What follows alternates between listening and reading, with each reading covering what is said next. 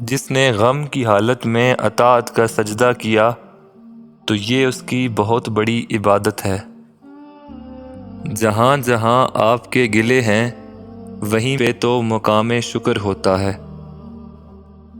اپنی نظروں کا خیال رکھو، آپ کی نظر سے نہ کوئی انسان گر جائے اور نہ آپ کسی انسان کی نظر سے گر جاؤ۔ اس سے پہلے کہ سائل آواز لگا کے چلا جائے اس کو کچھ دو، ورنہ ڈھونڈو گے تو بھی نہیں ملے گا۔ انسان اگر اللہ کے ذکر سے غافل نہ ہو تو زندگی آسان ہو جاتی ہے۔ علم اور عمل کے درمیان فاصلہ کم کرتے جانا ہی ولایت کی طرف سفر ہے۔ کلمہ پڑھنے اور کلمہ ماننے میں بہت فرق ہے۔ اپنے شوق کی حفاظت کرو، اس کی قدر کرو، اسی کے اندر علم ہے اور فیض ہے۔ صاف نیت کے ساتھ جو عبادت ہے وہ اللہ تعالیٰ کو بہت منظور ہوتی ہے۔ مومن ہمیشہ ہمہ وقت نماز پڑھتا ہے۔ وہ اگر مسجد سے باہر ہو تو مسجد میں آنے کی تمنا رکھتا ہے۔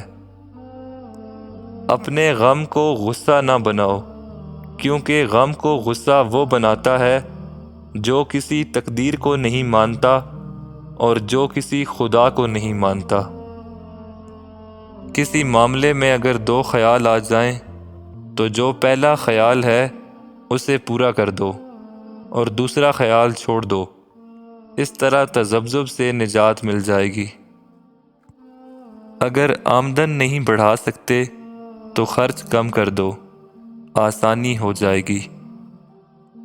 سماج نہ نیک ہے نہ بد، بلکہ یہ آپ کے اپنے فیصلے کا نام ہے۔ تقدیر، نصیب یا حاصل اور خواہش کے درمیان فاصلے کا نام ڈپریشن ہے۔ اگر خیال تنگ ہو جائے تو ہاتھ بھی تنگ ہو جاتا ہے۔ وہ خواہش جس کا تعلق دنیا سے ہو تو سکون نہیں ہوگا، مگر وہ خواہش جس کا تعلق عاقبت سے ہو، وہ پوری ہو یا نہ ہو تو بھی باعث سکون ہے۔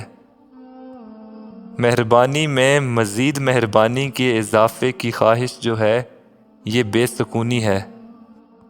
جو مل گیا اس پر شکر ادا کرو اور جو نہیں ملا اس کے لیے دعا کرو۔ خوف دو طرح کی کیفیات پیدا کرتا ہے، ایک تو یہ بگاڑ پیدا کرتا ہے اور دوسرا یہ اطاعت پیدا کرتا ہے۔ چھوٹی چھوٹی نیکیاں کرتے جاؤ تو بڑا نتیجہ نکلے گا۔ اگر مرتبہ اپنی انا کے لیے ہے تو پھر یہ نہ دین کے کام آئے گا اور نہ دنیا کے۔